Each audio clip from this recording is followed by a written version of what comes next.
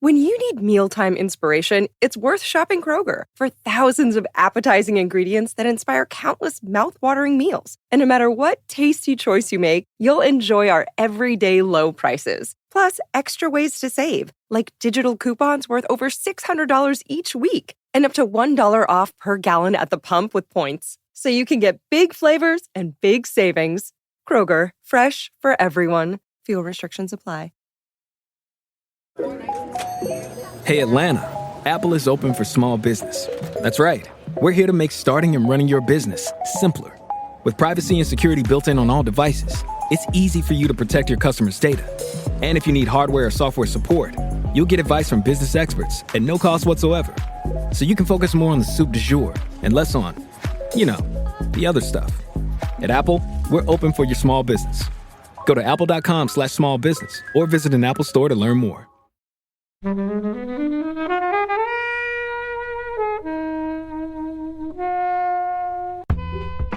think the one performance I want to talk about in this film, and I just if we could take over, it's just like Peter Stormare's performance as Lucifer is just like out of this world. I just typed in Tilda Swinton and I was like, oh, I've not seen this one. And I had been led to believe that this film was not good, and it is good. I really enjoyed it. I think he fits a particular type of role fantastically well, and there is no, he's done Matrix to this to John Wick, kind of the same character, just in a different... I was going to say suit with a gun. Yeah, exactly, suit with a gun, and he looks very good. Yeah. So yeah, I'm very happy. Hello everyone, joining Flixwatcher today we have Sophie. Hi. Miz. Hello. And Kobe. Hey, yeah. And we're here today to talk about Constantine. Thank you as always to the mighty people for the mighty, mighty tunes. And thanks to Ben from Rockwood Audio for his awesome editing skills. Please do remember to write a review and rate us on Apple Podcasts and anywhere you can do where you listen to the podcast, because it really does help us. And you can join in the conversation with us on Twitter at FlixWatcherPod and on Instagram at FlixWatcher. Hello film fans, welcome to this episode of Flixwatcher Podcast. Our guests today are Miz and Sophie. Over to you please, Miz, to say hello to our listeners and tell them a little bit more about who you are and what you do. Hello, my name's Misael. I am Senior Marketing Manager at Auddy. I actually work with Sophie, who's on the show today too, which is great. And I also used to host a podcast called Promote the Hell Out of It. Why did you stop? So I was actually freelance for years, and when I had the podcast, and then when I went to work full time, just life, hosting, actually doing the podcast was absolutely fine, but the time to book guests in and promote it and create marketing assets was really the last thing I wanted to be doing, when that's what I spend all my day doing at work. That's fair enough, I guess. If you want to go back into the podcast game, I'm sure you're in the right place to start. That's it. It might be coming. It might be. Sophie, who are you? I'm Sophie. I also work for Auddy. I am the acquisitions manager there, which means I bring on shows that already exist onto our lovely network. I work with Miss, and my job is to just listen to podcasts day in, day out, talk to people, talk to creators, podcasters, and bring them into the wonderful world of Auddy. Check it out at auddy.co. I like that line in your job description. Listen to podcasts. That's the main thing you need to do.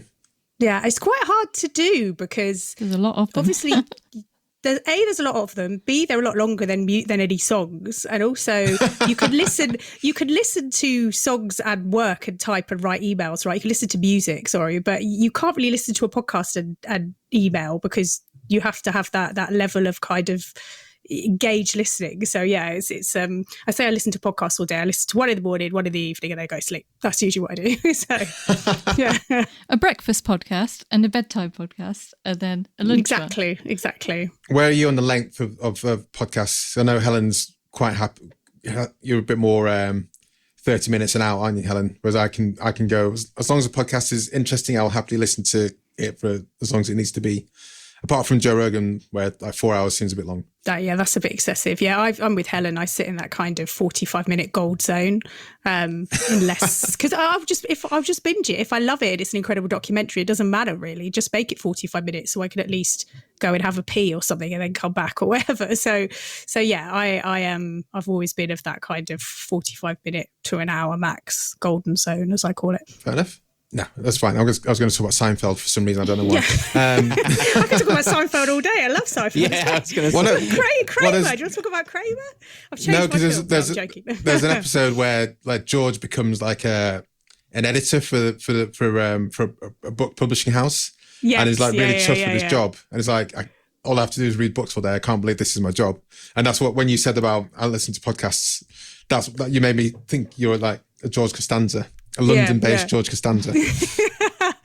My dream. One day.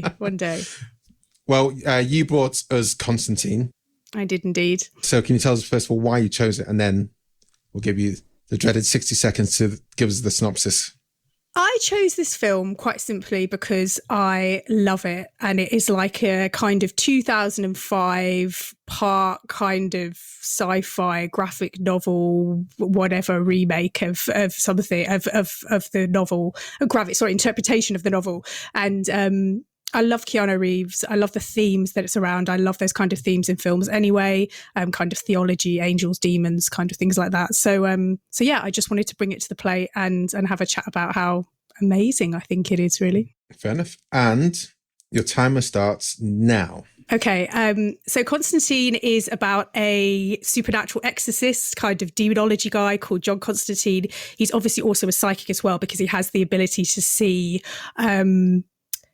the other side of the world, so to speak. So even though us as humans just see humans, he gets to see angels and devils and everything else that's going on. And the film is about him and a detective called Angela who teams up with him to investigate her twin sister's death because everyone thinks it was a suicide, but she doesn't. So he teams up with her to figure out what's going on. And in the process of that, discovers a lot of other very weird, dark, eerie things happening that basically could bring about the kind of end of the world as you know it. So there we go. So where does this, I mean, this has got clear parallels, I guess, to The Matrix in styling, I guess, and also the fact is Keanu Reeves. Is that fair? Or where and also where do you sit with Keanu as an actor? Yeah, it's really interesting because I was watching it again last night to get over seeing Sacred Deer. And it was funny because I think he's a great character and I couldn't imagine anyone else that could play him in it. And I think it does have parallels to The Matrix. And the interesting thing is that he was in the middle of finishing the last Matrix film when he signed on to do this film. So it was the next film he did after that. But the director, Francis Lawrence, first choice was actually Nicolas Cage. And I feel like it would have been a very different film if Nicolas Cage had been John Constantine. I know a lot of the purists feel that Keanu was the wrong pick anyway, because in the novels, he is a blonde, skinny Liverpudlian man. So he's not American, he's not dark, he doesn't have dark hair or anything. So yeah, but I think that there's definitely some parallels there, but not, there's a lot more dark humor to it than there ever was when he was playing Neo. Neo didn't have a sense of humor, couldn't. That was allowed. But yeah, so I think there are parallels there, definitely. If you were coming off the back of watching The Matrix and you went to watch this, you would see elements of that, definitely. And where are you with Keanu Reeves in general? Yeah, I love him. I think he's great. Like, I've always been a Keanu Reeves fan. Like, I don't think... Oh God, I don't want to tempt fate here. It's tempting to say that. I don't know if he'll win an Academy Award in his time. Maybe he has, and I haven't checked. But I think he fits a particular type of role fantastically well. And there is no, he's done Matrix to this, to John Wick. Kind of the same character, just in a different... I was going to say suit with a gun. Yeah, exactly. Suit with a gun. And he looks very good. Yeah. So yeah, I'm very happy. And then, I don't know if anybody's ever seen Radsby Go for a Tangent, the film, Netflix film, definitely, what is it? It's Always Be My Maybe, yeah. And he plays himself in that as the boyfriend of Ali Wong, who's the comedian, who's the actress in it. And he just does a brilliant comedy performance of being like an overly kind of coked up, ridiculous Hollywood movie star version of Keanu Reeves. And I just thought, I just love him even more now because he just took the piss out of himself. I just think he's brilliant. And I think he lends himself to a particular type of role, but when he does do it, he just is brilliant. And there's always there's always good vibes you hear about Keanu Reeves, isn't there? Like, yeah, definitely. I think taking a subway and also being happy to stand up and give his seat in the subway to someone else, which you wouldn't imagine Nicolas Cage doing. No, probably. I mean, unless you're Matthew Perry, who just seems to hate Keanu Reeves, which is just the most insane. Oh, really? Yeah, in his book. Why is that? In his book, he kind of like made a completely stupid comment, like, how come like River Phoenix is dead and Keanu's still here? It's like, that's just not a normal thing to say, and just like not a normal thing to say about Keanu. And it did not go well for Matthew Perry that day. I don't think his publicist had a good time when that was like picked out in his book, because when did that book come out? Like last week. This was oh, really? Okay. Yeah. I literally have no idea. You should Google like recently Matthew Perry and Keanu, because he just sounds like a dick. Yeah. He just sounds like I mean, obviously go off tangents like movie, but like he just sounds like a great guy. Like he gives like millions every year to the local children's hospital. He donates lots of his fortune. I was watching an interview with him, and is it the film website Collider, I think it's called. And the guy saying, you know, my one redeeming memory of the journalist of Keanu Reeves was I went onto a set where it was his day off. So I was like, I'm not going to get to chat to him. I'll just chat to everyone else who's acting. But he came in on his motorcycle anyway on his day off and sat with the journalist and took him to lunch, and like, you know, just, he didn't need to do that. He's an A-list movie star. It doesn't matter what journalists he chats to, but he came in. I was just like, oh, it's just so Keanu. Oh, so lovely. So I'm like, well, we've had James King, journalist who's written at least one book. Was it potentially 2 books about Keanu Reeves? Amazing. So taking his bio. Miz, where are you in Constantine and Keanu in general? I like any fantasy film I can enjoy. I'm someone that likes things keeping quite faithful to the originals, especially when the main character is a punk rocker who's from Liverpool and it's based in London. That all makes for like my dream film. But saying that, I've rewatched Constantine a bunch of times. I find it's a very easy watch. Keanu in general, I mean, Bill and Ted is one of my most rewatched films. I think it's a very easy watch. I've never viewed him as an actor I thought, for example, was going to win a nomination. I think I view him as not a great actor, but I always enjoy his films, is more where I stand with him. I find he's got a character he plays very well, but I think that generally he's cast for that overall character in most films. I mean, recently, but I think like Sophie's talking about Always Be My Maybe, that's against Keanu type, and he plays it magnificently. Helen, Constantine, Keanu, we've had him on here a fair bit. Yeah, we have. Yeah, I like Keanu. I mean, I feel that he gets like unfair slack about not being a great actor, and like he is acting. Like he is acting on screen. To say that he's not acting and embodying a role, I think is a bit unfair to him. But I actually watched Constantine recently, probably like a month or 2 ago, because I was just looking for something to watch, and I just like typed in Tilda Swinton, and I was like, oh, I've not seen this one. And I had been led to believe that this film was not good, and it is good. I really enjoyed it, and I feel angry at all the like reviewers and kind of like general vibes that were like, this film's terrible, this film's rubbish. They misled me, so apologies to this film. I would say that I do like a lot of it, but I think to compare it to The Matrix is probably a little bit high, because one thing it doesn't have going for it is level. That the effects have not aged well, and I think that's just kind of like a 2005 thing. Like any effects from that era just kind of look dated now, which is a bit of a shame, but it's got a great cast. Keanu Reeves, Rachel Weisz, Tilda Swinton in an inspired casting as Gabriel, Peter Stormare's in it. Less interesting casting is Gavin Rossdale, who is in it for some reason. I'm not sure why. It's his only film credit. I don't know. I have a feeling that's so weird, because I was like, I know this guy. Why do I know this guy? And I didn't want to IMDb it. I was hoping it was going to come to me. And of course, it's your man from Bush. Your man from the band, Bush. I was like, holy shit. I have a feeling they had to put a Brit in it somewhere because obviously he was a British punk. That's who Constantine was. So they were like, oh, let's just get somebody from kind of a British grunge band. That kind of matches, doesn't it? To play Balthazar. Like, it was just very strange. But he plays it very well. And I can't really hate on that. I think it's not a bad performance. I remember Constantine mainly from the Sandman comics. And I haven't seen the TV was his show. comics, Hellblazer. I think. Yeah. Hellblazer. Say again, sorry? Hellblazer were the comics that he came in. Yeah. They had to change the name because it was too much like Hellboy, which was released at the same time.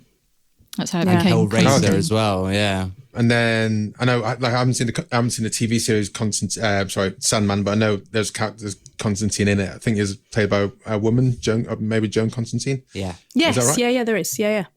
So I'm interested to see what that interpretation is. Keanu, I think, is great. I think still my favorite performance of his is a monologue he gives in Parenthood about anyone can be a father. It's a film we've had on here. I forgot. Oh my God. It's such a lovely kind of moment in insight. But then we've had Always Be Maybe, we've had John Wick's. Point Break. So Point Break, yeah. So potentially, if someone wants to give it, we found out we've got a couple of people who follow us on Letterboxd and do a better job of cataloguing the films that we've talked about than we are. Doing the Lord's work. So you guys, we need to do a name check. Next time we record, we're going to say your names, your Letterboxd names, and say thank you very much. Is there a way on Letterboxd to filter down who the actors in your films? Because that'll be quite interesting to see which are the most recurring actors. I believe you can do if you pay for I think it. it's great. If you're a pro account. Maybe we get a pro account for a month and do some fangly bangly stuff to see our most get some serious stats. and most repeated actors. But yeah, I think it's great. I think the one performance I want to talk about in this film, and it's just if we could take over, it's just like Peter Stormare's performance as Lucifer is just like out of this world. Like, to me, I remember when he came down personally to collect John Constantine because he killed himself, and he said he was the one soul he'd come to Earth to collect himself. I love the fact that he basically must have come to work for a day, knocked that performance out, probably got in the goo, got in the makeup, and then went and smashed that performance out probably in 2 hours and just went home.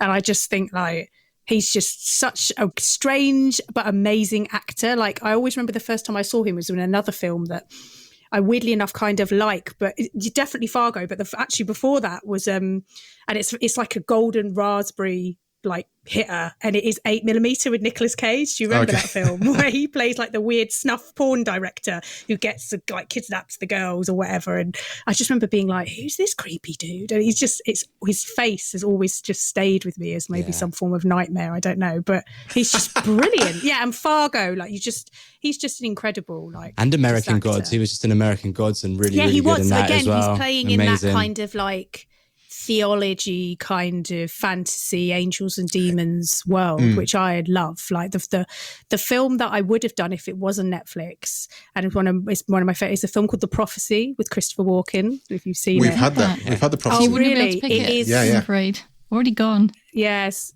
God, but it's one of my favorite films of all time. Like, I always like when people are weirdly cast, like Viggo Mortensen was cast as the devil in that film, and all sorts of stuff. So yeah, but I just maybe you don't want to listen to that episode because I don't think we reviewed it so highly.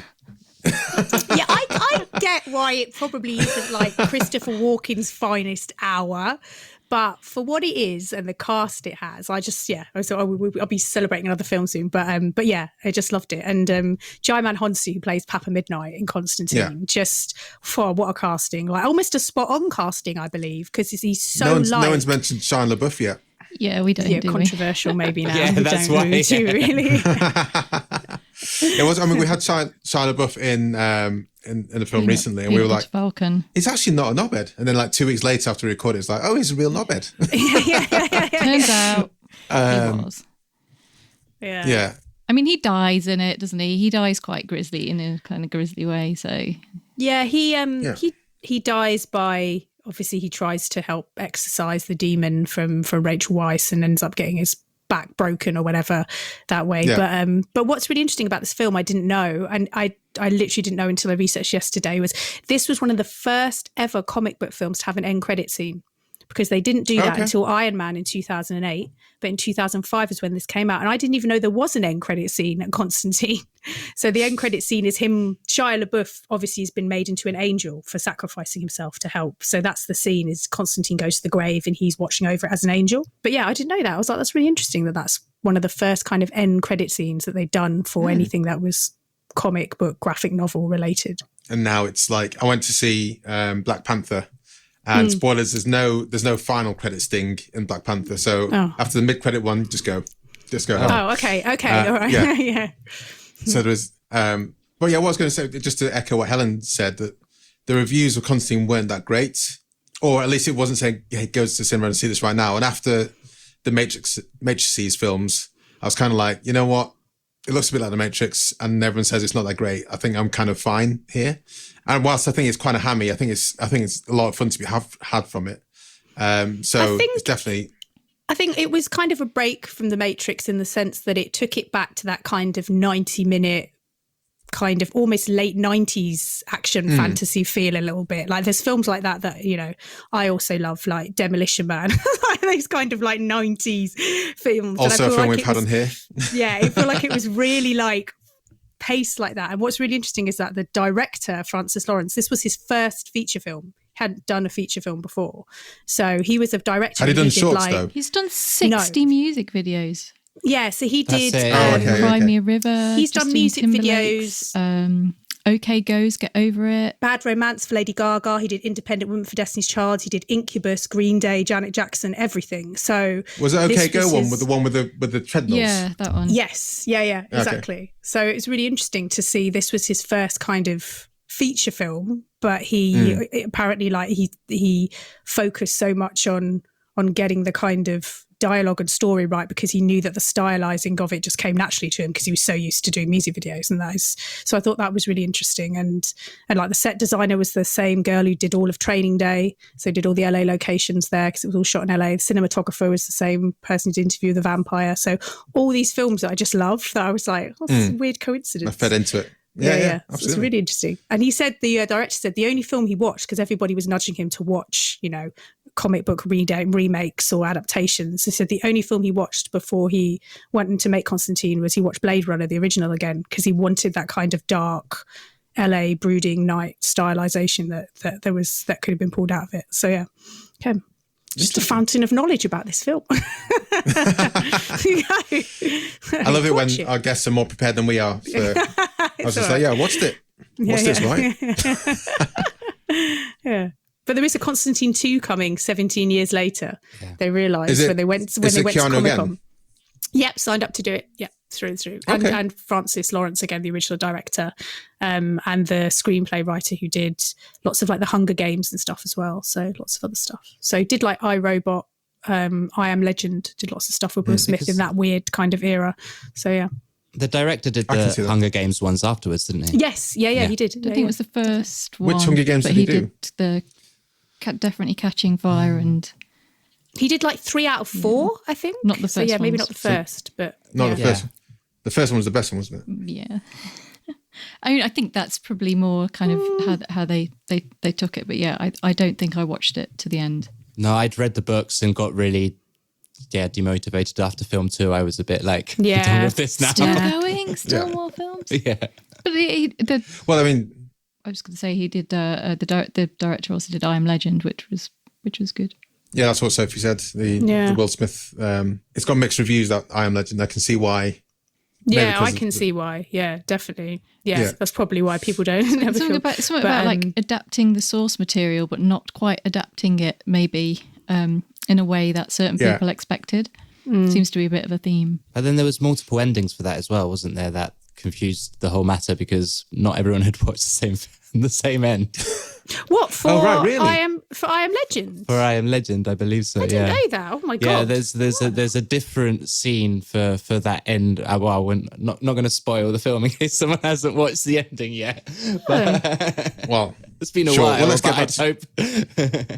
Oh my god. Let's get back to Constantine, I guess, so we make sure we don't spoil I Am Legend. Watch his other films. I guess broadly they're kind of quite entertaining and maybe not too heavy in terms of yeah, you're not going to feel like bummed out really by watching them. Although maybe with Iron Legend, there's some horrible dog stuff. Anyway, let's go to let's head to the scores, guys.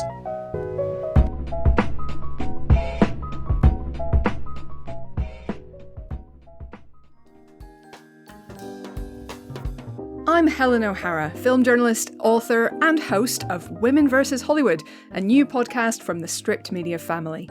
We're exploring the fall and rise of women in Hollywood, from the silent era to the present day and into the future.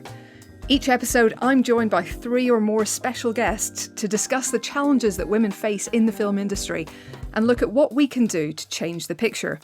We've got actors, directors, producers, writers, academics, film experts, you name it, they're all here to explain what's going on in Hollywood. Search for Women vs. Hollywood now, wherever you're listening to this, and come join us. Welcome to the Flixwatcher scores. They are out of 5. You may have decimal places if you wish, and we will start with you, please, Sophie, with your recommendability. I'm going to go a 4.3. Because I just think everybody should watch it once. I think it's really fun. It's, it's just a solid 90 minutes, if not less. And yeah, it's just a great film. Keanu looks very, very good in it. And yeah, I think it's brilliant. Miz? I am going to give it a 3, just because I feel if I'm recommending a fantasy film, this one's a bit aged for me now. And I think I watched a lot of fantasy films, so there's probably something else I'd recommend over it now. When you say fantasy, because that conjures in my mind like Lord of the Rings type vibe. So yeah, I'd still lump it all into the same kind of thing, because it's got that kind of it's like Lord of the Rings has got basically demons coming out. It's one's just modern, one's old, but they're both wizards and necromancers and stuff in there. I guess, yeah, so there's one that's kind of like period-ish in Middle-earth, but this one's set in a more modern time. That's the difference. All fantasy. What is interesting about demons, though, is, again, when I was doing some research on it, I read that it was being shot on the Warner Brothers lot in LA, and at the same time Batman Begins was being shot on the lot across the way. And so Warner Brothers kind of weren't really that bothered about Constantine. They'd given them like 100 million, which obviously is a lot of money, but considering how much was spent on Batman Begins, and then probably Christian Bale's salary alone was probably not that much. So they kind of said to them, look, you could have your 100 million and do what you want to do. We're not going to check in on you. We're too busy worried about Batman. But the only agreement is that it has to be a PG-13, this film. And they were like, oh God, okay. So they went to the Motion Picture Association to basically get the list of so there's loads. Apparently, there's a list of what can be in a film for it to be classified as a PG-13. So you only have 2 fucks, 1 mild sex scene, small amount of violence, whatever. So they followed it to the letter, took it to the MPA apparently, and they started watching it, and they were like, rated R. And they were like, well, it's like anything to do with angels, demons, menacing, America is quite a strict Catholic conservative country. So even if it was about I don't know, kids making ice cream, if it had a demon in it, it's going to get a rated R. That's just what they learned. Sure. So it's like they were really had to go back to Warner Brothers and be like, we're really sorry. And they were like, just put it out anyway, it's fine. But yeah, I like that. I like the fact that they followed it to the letter, and then they were just like, piss off. Yeah, it would have been interesting to see what kind of film they would have made had they known straight away. I mean, maybe that's Constantine too. Guys, we could swear more. But what's interesting now is if that film had gone to the MPA now, it probably would be a PG-13 compared to what we see in films today, right? Some of the gore compared to John Wick and exactly. It's much milder than that. So it must have just been of the time, or maybe it's America. It's like, don't put angels and demons in films. Basically, you're going to get an rated R. It did start paving the way for that.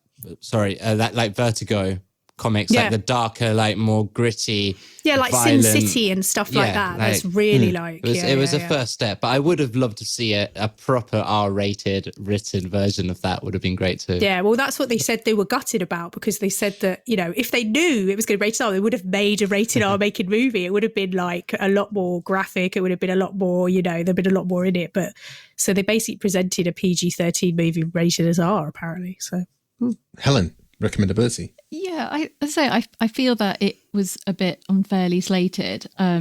But also, I have no kind of knowledge of the books and how faithful it was. So I have a feeling that perhaps a lot of people would have taken a bit of a slight to things being changed and not to their liking. So I'm not going to go out and say it's a great adaptation because I've got absolutely no idea. But it is quite entertaining, even though it is quite dark. So there's a lot of like suicide themes. So that maybe wouldn't have helped it in it getting that PG-13 rating. And I think the ending it drags on a little bit and gets a little bit kind of like tangled up in itself. But I enjoyed it. I thought Reeves was good, and I'd be quite excited to see this one, the part 2 when it comes. Hopefully it's good or on par with this one. So I think I'm going to go for a 3.7.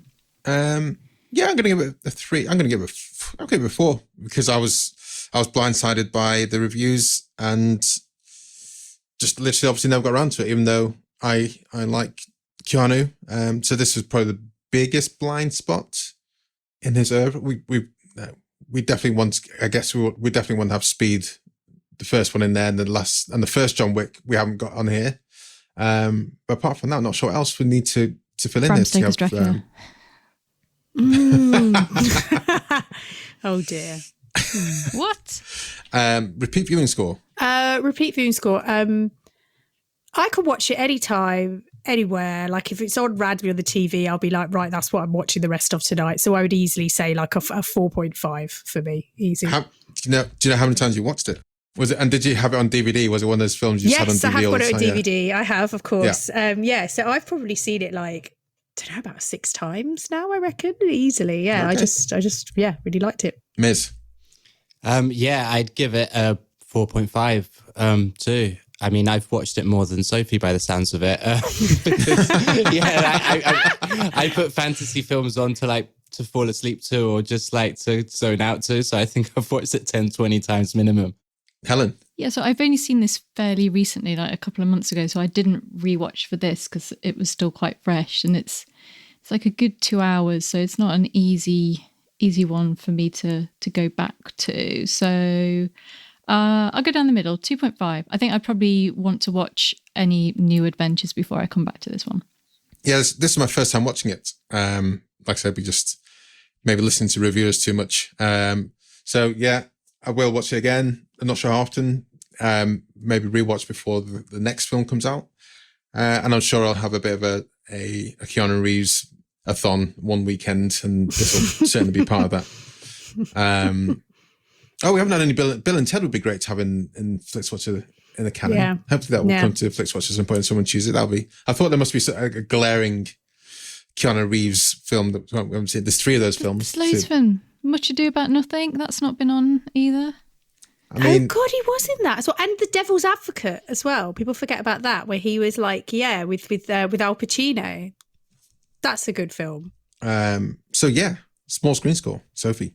Yeah, like 5. Did you see this in the cinema? Yeah, no, yeah, I think I did. But at the same time, like, I just think it's, you can watch it on the small screen. It's just like a great, like Miss says, little fantasy film. You can put it on in the background. You don't have to necessarily be glued to it, but it just, I think it's a great small screen film for you to just pop on if you're looking for something like of an evening to just zone out to a bit.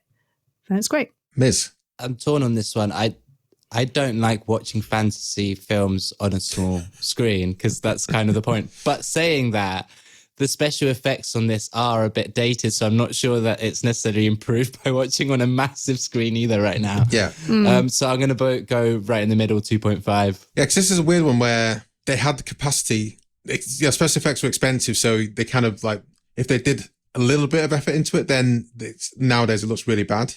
But things like The Matrix or Jurassic Park, where they put lots of effort into it, they still like look amazing. So it's this kind of halfway house where they've kind of tried a bit, and it just now it's like, oh man, this is quite bad. I think that's to do with budget, though. That's a budget thing. Like when you look at how much money was spent on, like the fact that they said that like $100 million was like a little budget that Warner Brothers gave them because they were spending almost 500 on Batman. So maybe that's it. It's money. Money equals good effects. But Batman didn't have much in the way of CGI. Batman Begins. Yeah, Chris Nolan did all physical stunts, didn't he, for everything? Yeah. You've got Unreal Engine now, so hopefully that's you're seeing a lot more films made with low budget but incredible special effects, hopefully, coming up. Small screen score, Helen? Yeah, I'm the same. I feel that watching it on the big screen would expose the slightly shoddy demons. And is it like a swarm of locusts or flies at the start? And it's just a bit like, oh. Yeah, like bugs. Yeah. It's a bit Men in Black, wasn't it? Special effects at one point. Yeah. Has not aged well, which I think is a shame, because maybe with a bit better effects, it would maybe withstand a big screen a bit more. So, I mean, because I watched it on a small screen, I'm going to say 5. Yeah, I think it's going to be, if this was to be on at the Prince Charles Cinema and I was walking past when it was about to start, I don't think I'd be that fussed about going in to watch it. So yeah, I think it does work well at home. Engagement score, Sophie. Is the engagement score how engaged you have to be to watch it, or how much you enjoy it? Remind me what exactly the engagement score is. Are you, whilst you're watching it, how much are you paying attention to the film? Are you checking your phone? Are you doing toilet stops? I'd say, I mean, that's probably because I've just seen it so many times now, but I'd say like a 3.8, because I know it like the back of my hand, so I can doom scroll and I can nip and get a cup of tea or whatever. So that's probably why my engagement score's around there. But Did yeah, you say like, doom scroll? Doom scroll, yeah. So just scrolling endlessly into the doom of TikTok or whatever is on.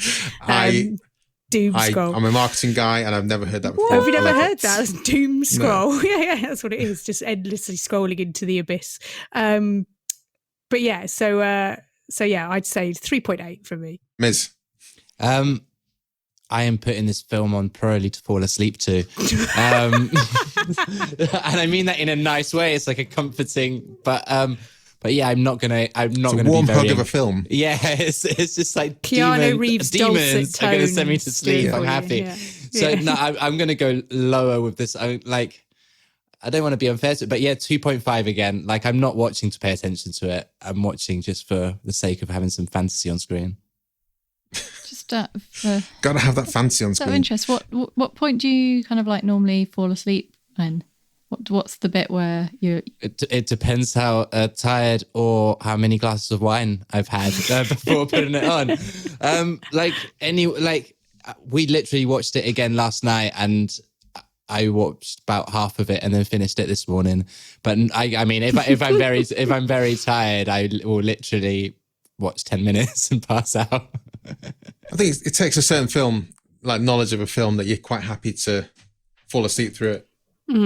Helen?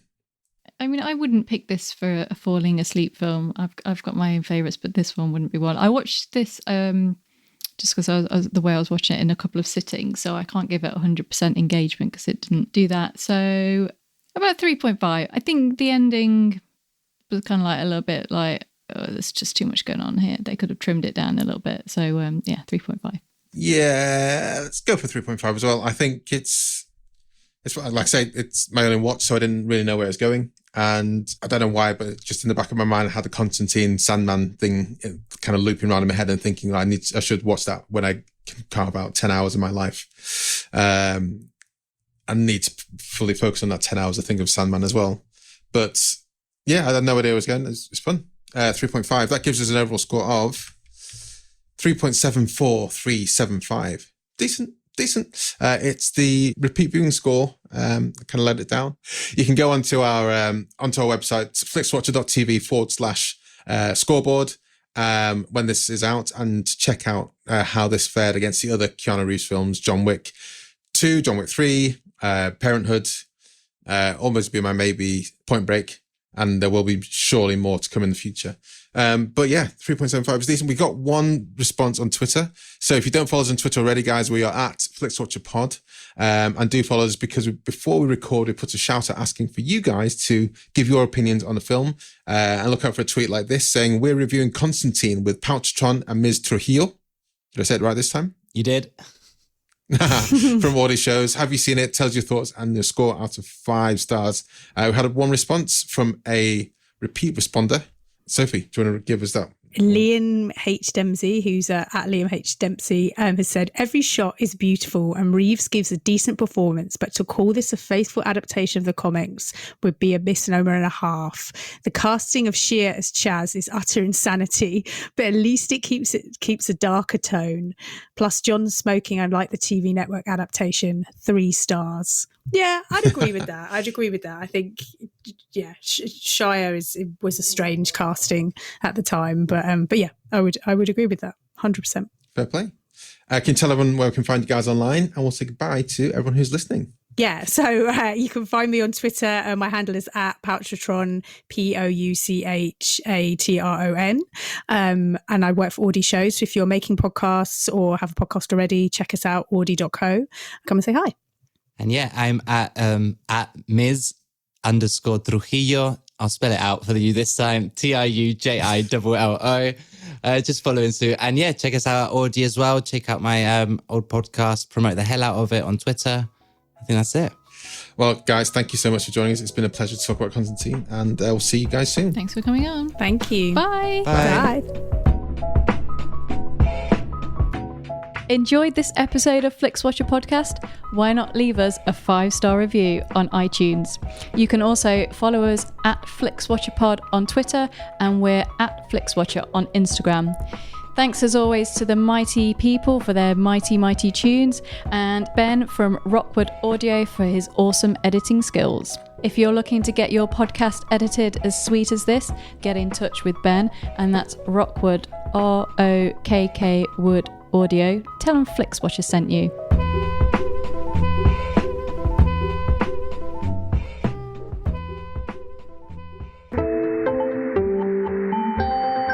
You just heard a Stripped Media production.